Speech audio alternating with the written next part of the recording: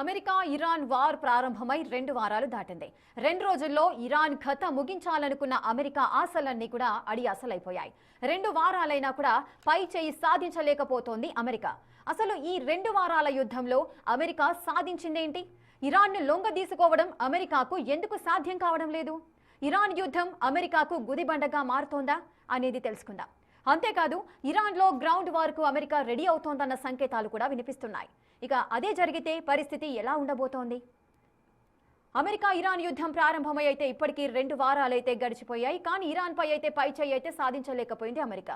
మరి యుద్ధ పరిస్థితుల గురించి వివరించడానికి సార్ సిద్ధంగా ఉన్నారు. సార్, ఈ యుద్ధ వాతావరణాన్ని ఏ విధంగా అంచనా వేయొచ్చు? అంటే ట్రంప్ అసలు ఈ యుద్ధాన్ని అంచనా వేయడంలో ఫెయిల్ అయ్యారు.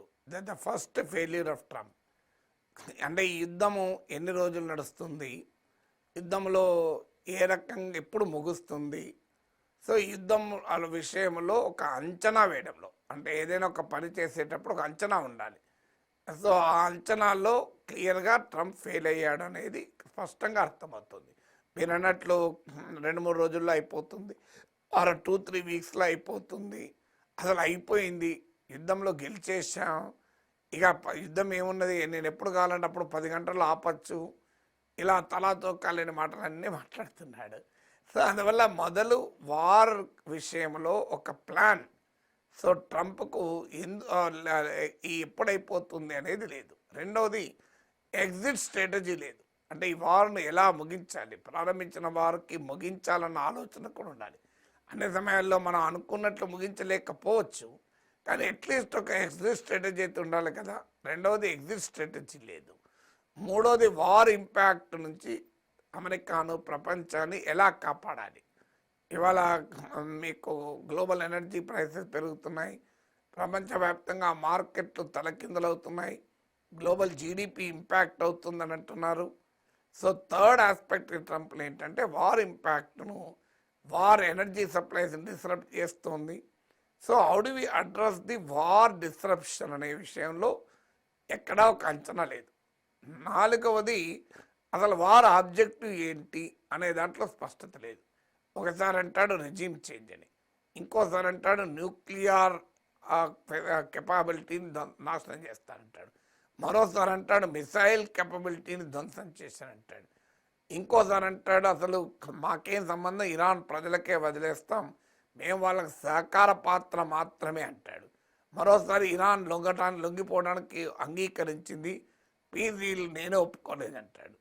సో ఒకసారి అంటాడు బూట్స్ ఆర్ రెడీ అంటాడు, మరోసారి అంటాడు ఇది అయిపోయింది, యుద్ధం అయిపోయింది అంటాడు. సో అందువల్ల అసలు what does Trump want in this war, ఈ వారిని ఏం చేయదలుచుకున్నాడు? సో నిజంగా యుద్ధ వ్యూహం, యుద్ధ లక్ష్యాలు ఏంటి ట్రంప్ అనే దాంట్లో కూడా స్పష్టత లేదు. నాలుగవది. ఐదవది, ఈ యుద్ధం సృష్టించేటువంటి దీర్ఘకాల పర్యవసనాలు, long term consequences for the world order ఏంటి. ఒక స్ట్రాటజిక్ రీసెర్చ్ జరుగుతుంది. నిన్న మొన్నటి దాకా రష్యన్ ఆయిల్ పైన ఆంక్షలు పెట్టాడు, ఇప్పుడు అదే ట్రంప్ వచ్చి రష్యన్ ఆయిల్ కొను అంటున్నాడు.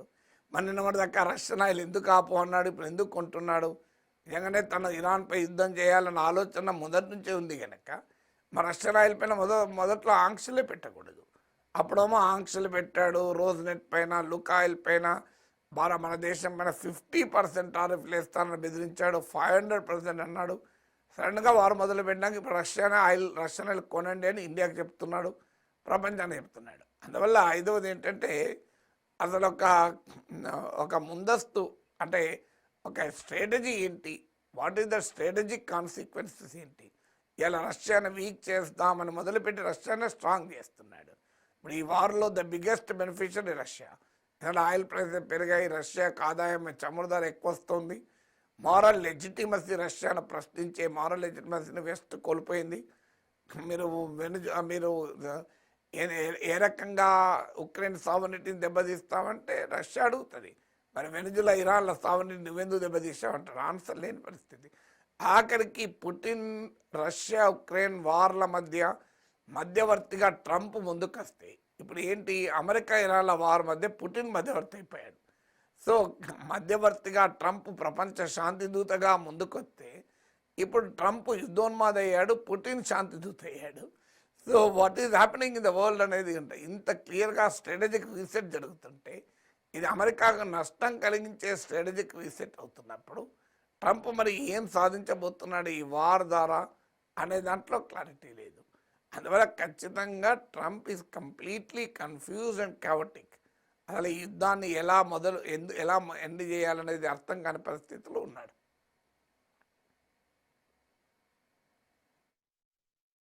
గ్రౌండ్ వార్ కు కూడా రెడీ అవుతోంది అని చెబుతున్నారు. 2500 మంది మెరైన్ల తరలింపు ప్రచారం కూడా జరుగుతోంది. ఇదంతా నిజమేనే అని అనుకోవచ్చా సార్? గ్రౌండ్ వార్ చేయబోతోందా అమెరికా? అంటే అది చాలా difficult decision for the Trump. ఎందుకంటే దానివల్ల లాంగ్ డ్రాన్ వార్, ట్రంప్ మొదటి నుంచి వార్స్కు వ్యతిరేకం కాకుండా లాంగ్ డ్రాన్ వార్స్కు వ్యతిరేక వైఖరి తీసుకున్నాడు. అంటే అమెరికా ఎందుకు ఫారెన్ వార్ జరపాలని మొదలుపెట్టి దీర్ఘకాలం యుద్ధాల వల్ల అమెరికాకు నష్టం అనే వైఖరితో రాజకీయాల్లో పైకొచ్చాడు.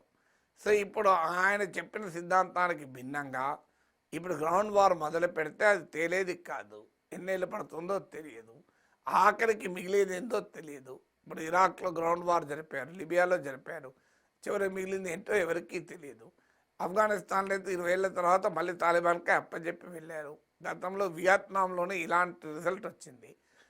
అందువల్ల గ్రౌండ్ వార్ ఎంత ఎఫికసీగా ఉంటుందనేది ప్రశ్నే.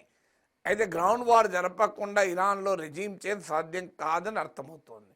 అంటే ఎంత ఏరియల్ బొంబార్డ్మెంట్ చేసినా, ఖమేనీని చంపేసినా, 40 టాప్ కమాండర్ చంపేసినా కూడా ఇరానియన్ ఇస్లామిక్ రెజీమ్ పడిపోలేదు.